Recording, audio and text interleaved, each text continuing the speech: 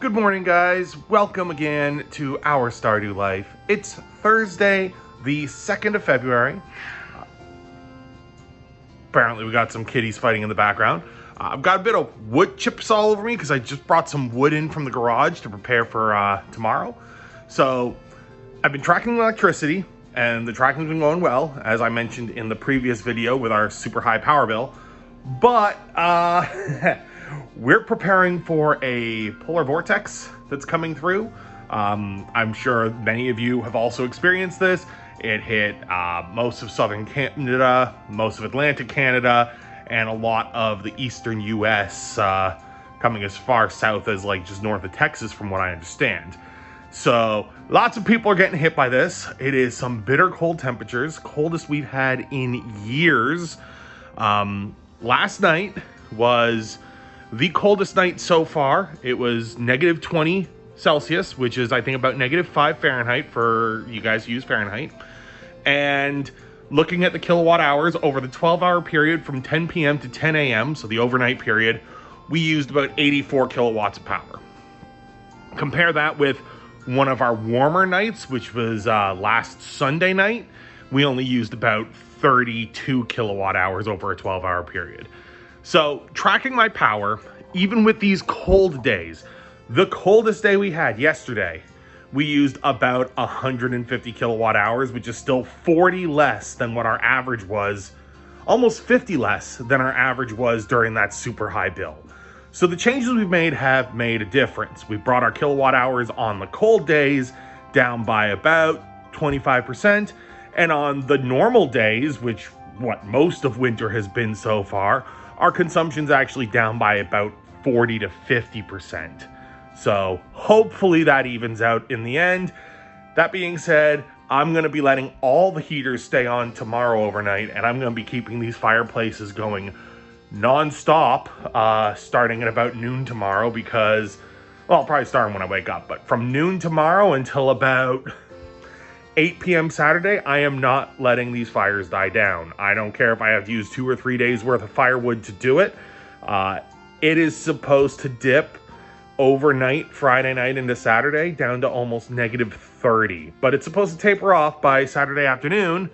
And, one moment. Sorry about that. The microwave was beeping at me to get my coffee because it was in the microwave. I let my coffee get cold and needed to heat it up.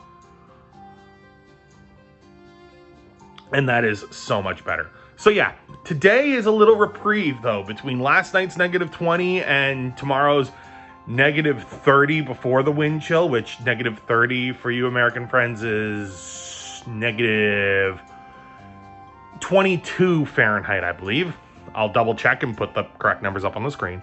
But, so we got a bit of a reprieve today where, yes, it was cold. Oh my God, this house. So I kept the fires going till midnight last night, right? And then I went to bed. So at midnight, they were still going fairly good, hot coals. By this morning, when the wife and I woke up at about 5:30, the living room still had a little bit of coals, but it wasn't giving off much heat. The piano room was completely dead. It was cold as ice. And oh my God, this house was frigid. It was really cold. It's warmed back up now. Like if I look at the temperature at the heat pump in the piano room, which is the coldest one, it's currently up to 15 Celsius at that heat pump, and it's set to only heat it up to 18. So we're 3 degrees away from being up to temperature now after, 4 hours of it being on. But yes, it was frigid this morning, and that's letting the fires die out at midnight. But the reprieve we got is by this afternoon, it's going to be like -1, -2 degrees Celsius. So pretty close to the freezing point, which isn't too bad. And it's going to stay that way until, I think I was reading like 6 p.m. tomorrow. So we're going to wake up with warm weather, and then it's going to get colder throughout the day. So tomorrow morning, hopefully it won't be so frigid when we wake up. We'll be able to get those fires stoked, get the firewood stacked, and hunker down for about 30 hours while this cold blast blasts through. And then by Sunday, business as usual. And then I'll be able to take an average of the power the total power consumed from last Sunday to this Sunday, get a daily total, a daily average, and use that to estimate with the coldest week of the season so far what our consumption was, to get a better idea of the bill that we're going to have at the end of the 2 months. So yeah, here's hoping those numbers work out pretty well. In the grand scheme of things to do to fix things up, insulation is going to be my key. I've been looking into solar. Solar's not a bad idea. Still haven't gotten any costing back, but should have that back shortly. That being said, I think where most of our, based on how cold the floors get in the morning, most of our, sorry about that, accidentally stopped the video. But as I was saying, based on how cold the floors are in the mornings on the main floor, I am thinking most of our heat is being lost from cold air in the basement coming up. Well, cold air doesn't come up, but cold air in the basement. So if I can insulate our basement, that might be best. Now, I've been doing some back of the envelope calculations. I've read that it's anywhere between $10 and $25 per square foot to put concrete flooring in a basement, which would be a lot warmer than the dirt floor currently in there. We've got about 2,800 square, no, not 2,800.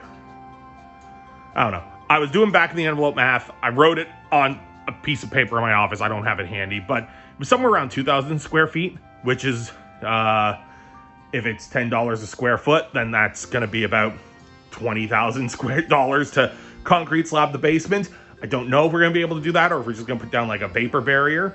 And I think I want to get either some like closed cell insulation or some spray foam insulation in the basement itself. If I can insulate the basement where most of the cold air enters the house and stop it from entering, and add the basement into the heat envelope of the home, I think that will help prevent as much cold air getting in. It'll definitely help protect the pipes, which means I won't have this pipe heater running near as much as I'm doing. That being said, oh my God, the heat tape. The heat tape is working like a goddamn charm. Like, we were at -20 last night and our pipes didn't freeze. We still have water. If you can hear that. Like, water's still flowing. The heat pump worked great. Not the heat pump, the heat tape.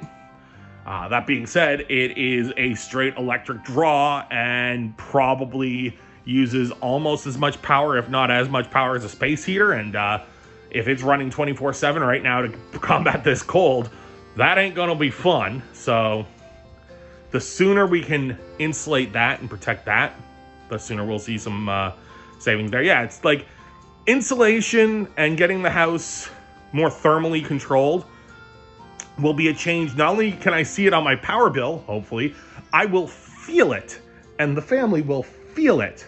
Like right now, the kitties are hanging out. Like one of the kitties was on the counter. Normally, I give the cats a hard time being on the counters. I'm not doing so today. The floors are cold. If her little toe beans are cold, I'm going to let her sit on the counter. I do envy them their wool coats, though. I'm rocking a hoodie today because even my flannel wasn't cutting it this morning. But yeah, not a long update, just a quick update. We're hunkering down, preparing for the polar vortex. Property, though, in the winter, it's beautiful. Like, here, let's just take a quick look around.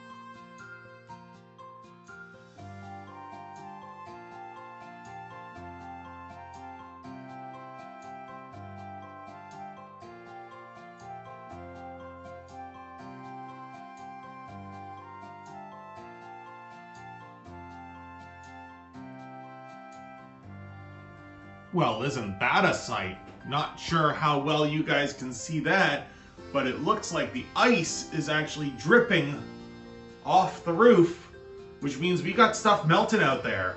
There is enough solar radiation that things are starting to melt, which could mean that it will freeze real bad. You know, once things get cold again, which would be less than ideal, but hey, at least that means it's warmer today than it definitely was in the past. So doing all my checks before tomorrow night, I decided to come to the basement and just check on the heat pipe wiring, and make sure that I am right, that there is no busted pipes, frozen pipes down here. And I'm right, there is nothing frozen. The heat tape worked flawlessly, but I was looking up online something about it, like trying to figure out what is the approximate consumption rate of power for this heat tape, and came to a conclusion that I screwed it up. I screwed it up bad. See, the electrical wire here for the heat tape has this little nobule on the end, which I thought was just like maybe a fuse or something. No, this is the thermostat. This is supposed to be pressed up against the pipe, which, as you can see, it's not. It is not at all pressed up against the pipe. So I'm gonna have to today rerun this cable so that this black knob is pressed up against the coldest spot on the pipe, which the pipe itself is, you know, it's nice and warm. It's good. Like, I am very pleased with this, but without the thermostat being in the right spot, I'm not getting the optimal usage of it. So I'm gonna have to undo all this, put a little extension cord in, get the thermostat up against the valve here, and then rerun this, which isn't too big of a job. And if I don't get to it today, it won't be the end of the world. Our basement, is that old style of just, wow, when I speak, you can see my breath. But it's that old style stone wall foundation sort of thing. And it does have cinder block on top. It looks like it was extended at some point and lifted up a bit. But yeah, that is, you can see here, that crystalline, that's ice. So there's actually ice on the walls here. So it is certainly not insulated. Now, it's a dirt floor basement, which isn't a terrible thing. I can, you know, smooth it out, flatten it out, and otherwise everything is fine. But yeah, there is very little warmth down here for insulation. So this, I think, will be the biggest bang for my buck, because if you look up, there's no insulation between the basement and the floors upstairs.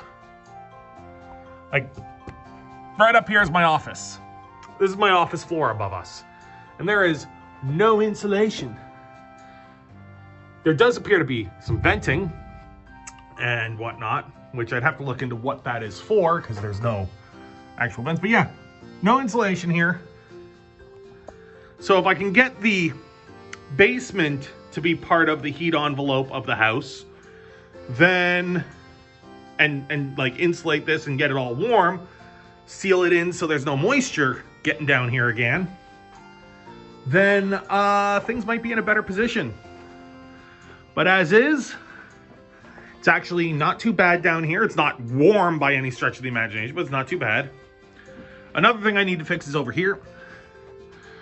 So past the water pump, this is under the piano room, which also, this one does have insulation under the piano room floor, which is different. Like, it does not look like it's in great shape, but there is insulation, which is better than the rest of the house. But this door here, this is not a proper door. I'm sure it's not a thermally sealed door. I mean, it's not the worst door in the world, but it's like, there's a gap here to the outside. And I don't like that. So I got to get this fixed.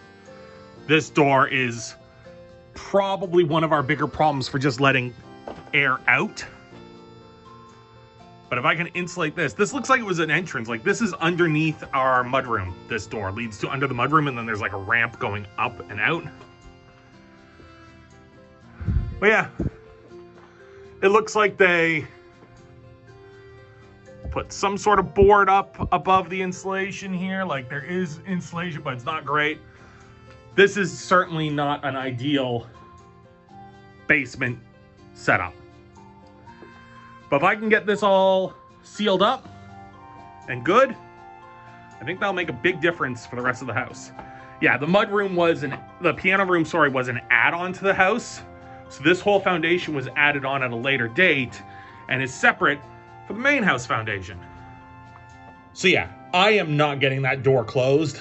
I have just spent the last 20 minutes downstairs fighting with it and bashing it with my weight, using a hand, using a stone. Then I went and got a hammer, tried a hammer. It's not closing. The reason why is the door is slightly too wide for its frame. It doesn't look like there's anything stuck in the gap between the door and the frame.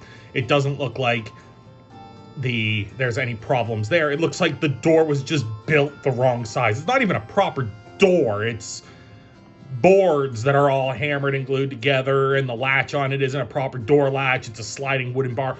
It's not great. So I am going to get some caulking and just caulk the shit out of that little thin seam between the door and the wall to try and seal that, at least for this weekend. And then when the weather gets a little nicer, I'll take some proper measurements of the door and the door frame. I'll take the door out. I will adjust as needed, and I will get that door better, because for now it is it's garbage. It is not a proper seal, and I want to redo that, because that I think is going to make a big difference in weatherizing the basement. There's no point insulating a basement if there's a door to the outside wide open. Now, that being said, that's the update for pre-polar vortex coming through our little land, which I'm pretty sure has come through most of your lands as well by now as well, if any of you guys are in either the northeastern US or eastern Canada. So yeah, if you guys are out there, good luck with the cold. I hope you guys keep warm, keep yourselves safe. Don't go out there if it's too cold without proper protection, because that wind chill will cut right through you and it can cause frostbite really quick. The wind chill is the killer out there. So keep yourself safe. Take care of yourselves, take care of each other, have yourselves a lovely rest of your day, and a good morning, a good evening, good afternoon, and a good night wherever you are. Take care, and I'll see you guys next week.